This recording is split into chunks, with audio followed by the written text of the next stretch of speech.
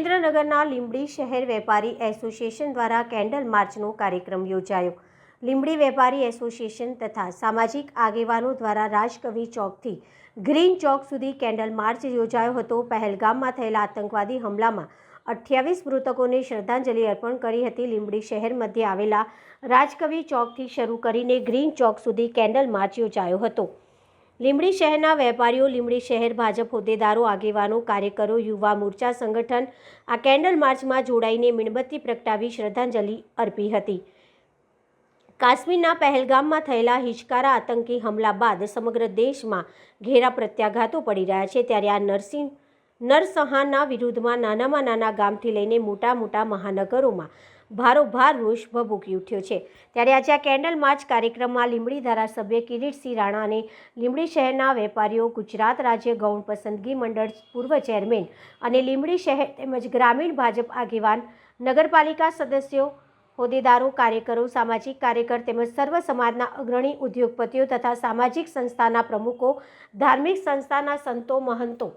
પ્રોફેસરો, શિક્ષકો, બહોળી સંખ્યામાં લોકો ઉપસ્થિત રહીને આતંકીઓને સામે કડક હાથે કાર્યવાહી કરવા માટે માંગ ઉચ્ચારી હતી। ત્યારે પાકિસ્તાન પ્રેરિત આતંકી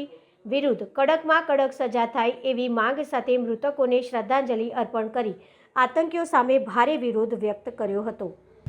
તાજેતરમાં કાશ્મીર પહેલગામ ખાતે જે પ્રવાસીઓ એમના પરિવાર સાથે આનંદ પ્રમોદ કરવા માટે ગયા હતા, એમના માટે તે દિવસનો પ્રવાસ ગોઝારો પ્રવાસ બની ચૂક્યો છે અને કંઈક પિતાએ એના પુત્રને ગુમાવ્યા છે, કંઈક પત્ની અને બાળકોએ એના પતિને ગુમાવ્યા છે અને આ એક એવી સાજિશથી હુમલો કરવામાં આવે છે કે દેશની શાંતિને ખતરો પેદા થાય એ રીતે જે હુમલો થયો છે અને લીંબડી વેપારી સમગ્ર ભારત નહીં પરંતુ આખા વિશ્વમાં પણ આની સખત ટીકા કરવામાં આવેલી છે અને આપણા કેન્દ્ર સરકાર પણ એના માટે મક્કમ અને નક્કર પગલાં લઈ રહી છે અને પાકિસ્તાનને પણ આકરારો જવાબ આપી રહી છે। ત્યારે લીંબડી વેપારી એસોસિએશન દ્વારા પણ આ હુમલાને સખત શબ્દોમાં વખોડી કાઢવામાં આવે છે અને આવી નિંદનીય કૃત્ય કરવા બદલ અધમ આતંકીઓને સખ્તમાં સખ્ત સજા થાય અને ફરી પાછું આવું કોઈ કૃત્ય કોઈ આતંકીઓ ન કરે એ નેમ સાથે આપણો દેશ અખંડ દેશ છે અને સર્વભૌમને વળેલો દેશ છે। એ દેશની અખંડતાને કોઈ ચેલેન્જ કરે તો એ આ દેશ નહીં ચલાવી લે એવી શુભ ભાવના સાથે આજે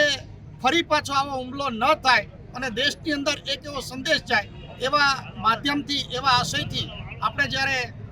આ પરિવારને શ્રદ્ધાંજલિ આપવા માટે આજે લીંબડી વેપારી એસોસિએશન દ્વારા કેન્ડલ માર્ચનું આયોજન કરેલું અને લીંબડીમાં તમામ નાગરિકો, વેપારીઓ અને સમગ્ર અગ્રેસરો, વિવિધ જ્ઞાતિના અગ્રેસરો એક થઈ અને આ કેન્ડલ માર્ચમાં જોડાયેલ છે એ બદલ હું લીંબડી વેપારી એસોસિએશન તરફથી એમનો હૃદયપૂર્વક આભાર વ્યક્ત કરું છું અને આ હુમલાને સખ્ત શબ્દોમાં વખોડી કાઢું છું। અસ્તુ ભારત માતા।